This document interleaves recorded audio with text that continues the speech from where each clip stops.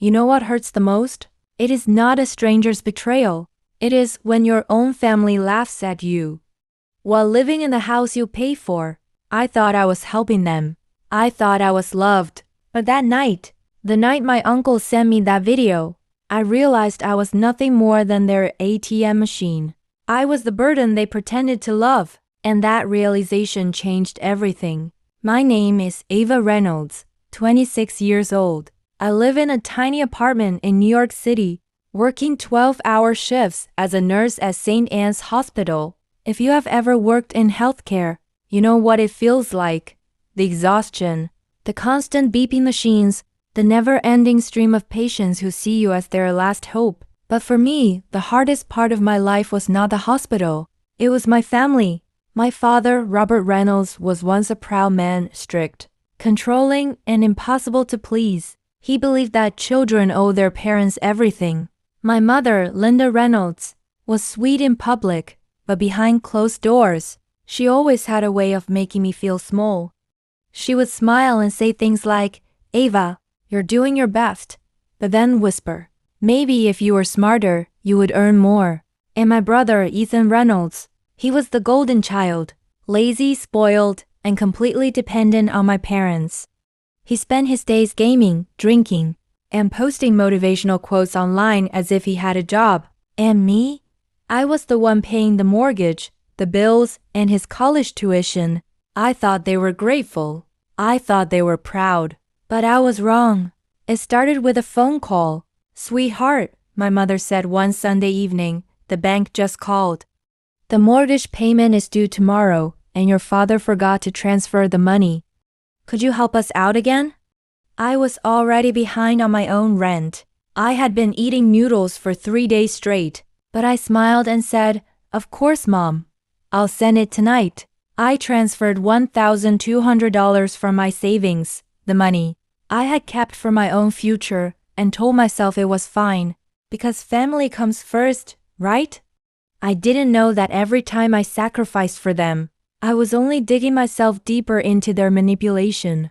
Days turned into weeks, weeks into months. The same pattern repeated, a call, a fake emergency, and me saving them. Each time, I convinced myself it was love. Each time, I told myself they needed me. But sometimes, I wondered, would they do the same for me? It was a cold Friday night in December. I had just finished a 14-hour shift. My feet ached, my scrubs smelled like disinfectant, and my eyes burned from lack of sleep. I sat in the break room, sipping lukewarm coffee, when my phone buzzed. Uncle David, he rarely called this late. "Hey, Uncle," I said softly, trying to sound awake. "Ava," he whispered. "Are you alone?" My heart skipped. "Yeah, I'm on break." "Why?" There was a pause, the kind that feels heavy, the kind that tells you something is wrong. "I need to send you something," he said. "But promise me you'll sit down before you watch it." My phone pinged.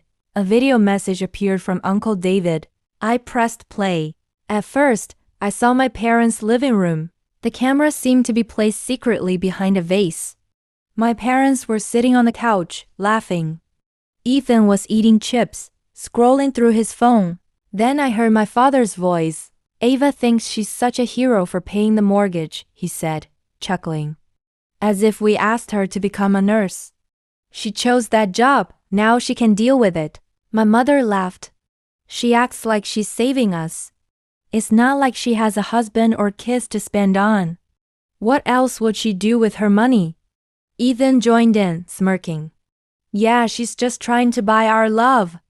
Kind of sad, honestly. What's the word, Dad?" My father smiled cruelly. "A worthless burden." My breath caught. The video continued, their laughter echoing through my small apartment. They were mocking me the one who had been working double shifts to keep their house from being taken away. I could not breathe. My hands trembled as I replayed the clip.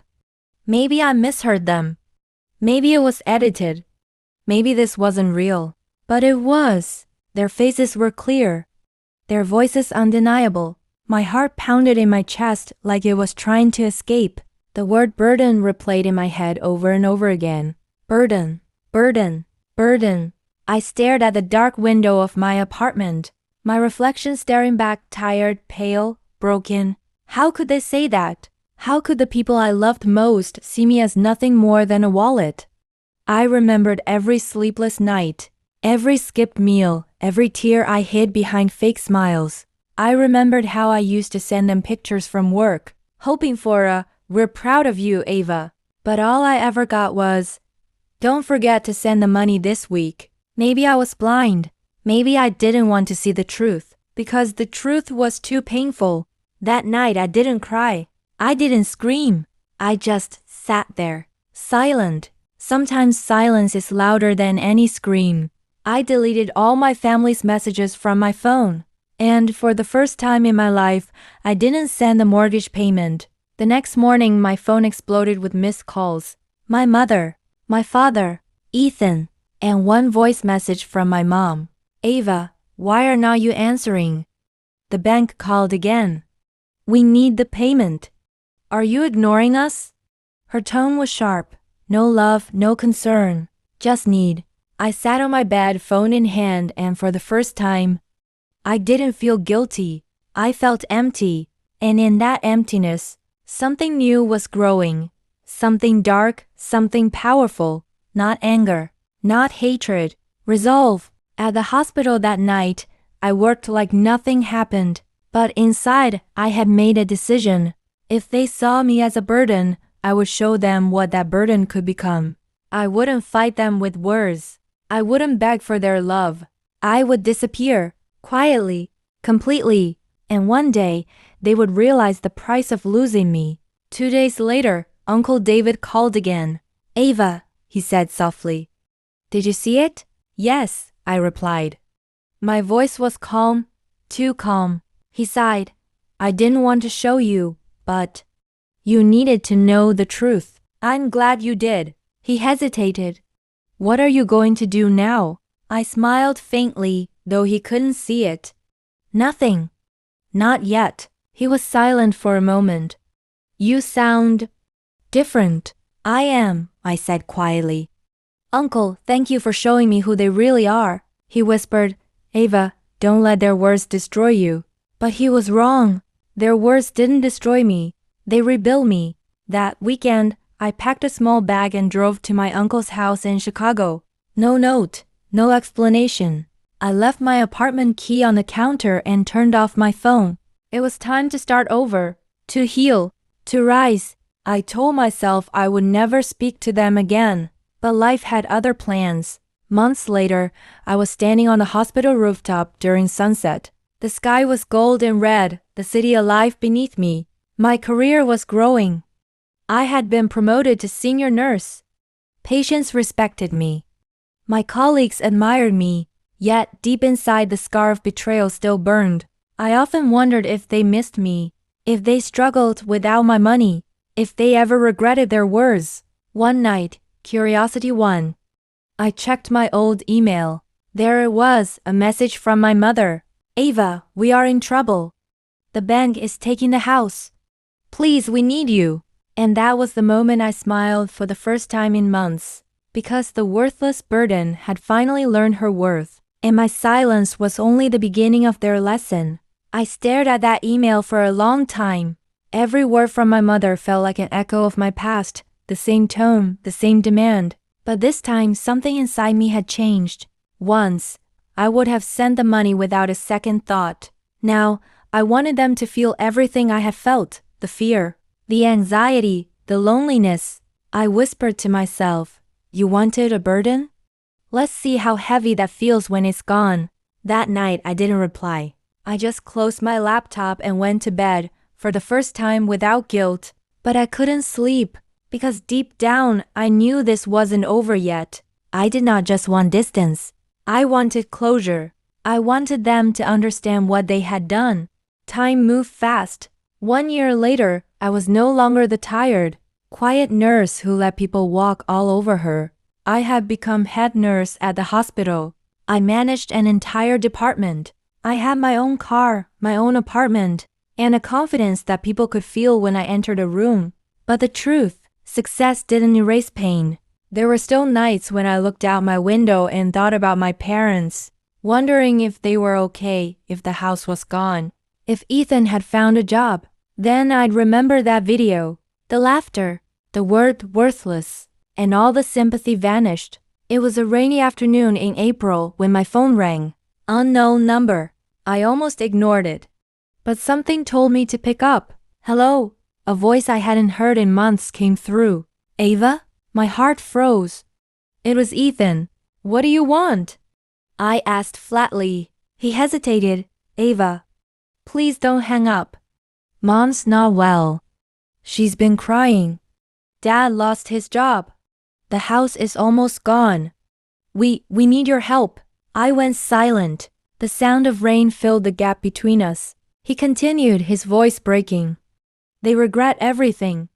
They talk about you every day. Please, just talk to them once. I closed my eyes. Part of me wanted to believe him, but another part remembered how easily they had laughed at me. Send me their address, I said finally. I'll visit. He sounded relieved. Really? Yes, I said quietly. But not for the reason you think. A week later, I drove to my old hometown. The house looked smaller than I remembered. The paint faded, the yard unkempt. When I parked, my heart started pounding. It had been a year since I left. My mother opened the door. For a moment, she just stared, as if she'd seen a ghost. Ava, she whispered. Her eyes filled with tears. But I didn't hug her. I just said, you look tired. She nodded, embarrassed. We've been going through a lot. Inside, the living room looked different. The expensive decorations were gone. The TV was old, cracked at the corner. Even Ethan looked thinner, quieter. My father was sitting at the dining table, staring blankly at a pile of unpaid bills. He didn't even look up when I entered. Dad, I said softly. He flinched, maybe from guilt, maybe from pride. I didn't expect you, he muttered. I know, I said. You never do. The silence between us was heavy. We sat together, the four of us, for the first time in years. No laughter. No warmth. Just tension. My mother finally spoke. Ava, we're sorry. We said things we didn't mean. We were stressed. We shouldn't have. I cut her off. You called me a worthless burden. Her lips trembled. We were wrong. Were you? I asked quietly. Or did you just get caught? No one answered. Ethan looked away. My father clenched his jaw. Then my mother said something that broke the last piece of empathy I had left. We didn't mean it like that. You know how parents talk sometimes. I laughed softly.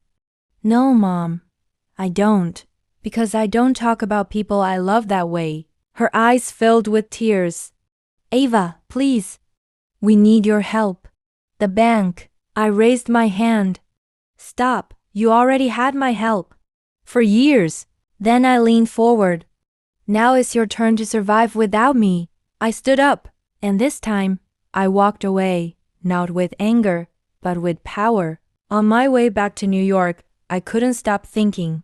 Walking away felt good, but it wasn't enough. They had to feel it, not just financially, but emotionally. They had spent years treating me like an ATM, a tool, a burden. Now I wanted the world to see the truth, not out of spite, but for justice. And then it hit me, an idea that would change everything. My hospital had started a mental health awareness campaign.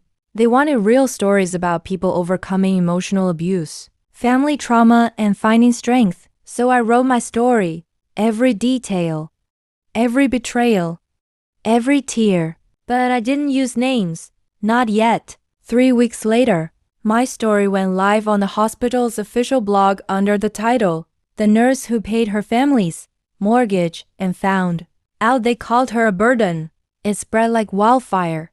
Thousands of people shared it. Comments flooded in, people telling their own stories of toxic families and emotional manipulation. I was shocked. I had just written the truth. But somehow it resonated with millions. Then came the interviews, podcasts, articles. Even a local news station wanted to talk to me. I still hadn't used my family's real names, but my town was small, and people started connecting the dots. One evening my uncle called. Ava, he said quietly, your parents are panicking. Everyone in town knows it's them. I froze. They recognized the story. The mortgage. The son. The nurse. People are whispering. Your father lost his last bit of respect. I went silent. Then Uncle David said something that made my chest tighten. They're finally realizing what they did to you. The next day, my mother sent me a message. Ava, please take the story down. People are judging us. Your father can't go outside. We're sorry. Please stop. I stared at her words. They weren't sorry for what they had done. They were sorry they got exposed. And that was all the confirmation I needed. Weeks later, I was invited to speak at a conference in New York about resilience and self-worth. I stood on stage, looking at hundreds of people staring back. My heart pounded, but I wasn't nervous, because for the first time I was speaking for me. I told my story, every painful part, about how love can be used as a weapon, how manipulation hides behind family ties, and how silence can be the loudest revenge. When I finished, people stood and clapped. Some were crying, some were nodding, and somewhere in that audience sat Uncle David. He smiled proudly. After the event, the full story went on YouTube. Millions watched it. People flooded the comments with support, love, and shock. And then something happened I never expected. A journalist contacted me for a national feature titled, The Nurse Who Chose Self-Worth Over Family. When the article went live, they used my full name, which meant my family's names were there too. By the next morning, their neighbors, friends, and even Ethan's college circle knew everything. The lies were gone. The masks were broken. They had called me worthless. Now the world was calling me inspirational. A month later, I got a handwritten letter from my father. It said, Ava, I don't expect forgiveness. I understand now. We took your kindness for granted. You deserved better. I am sorry. For a long time, I just stared at that letter. It didn't erase the pain, but it gave me something I never thought I'd get, acknowledgement. I folded it carefully and placed it in a drawer. Then I whispered, I forgive you. But from far away, it's been 3 years now. I still work at the hospital. I still tell my story. And every time I meet someone who feels invisible in their own home, I tell them, silence is not weakness. It's the sound of you taking your power back. Because my revenge wasn't about hurting them. It was about freeing myself. And in the end, I did. If your family ever made you feel small, let me ask you, do you really owe them your peace? Or do you owe yourself a life that feels like yours? Sometimes, walking away isn't cold. It's healing. And that's the truest revenge there is.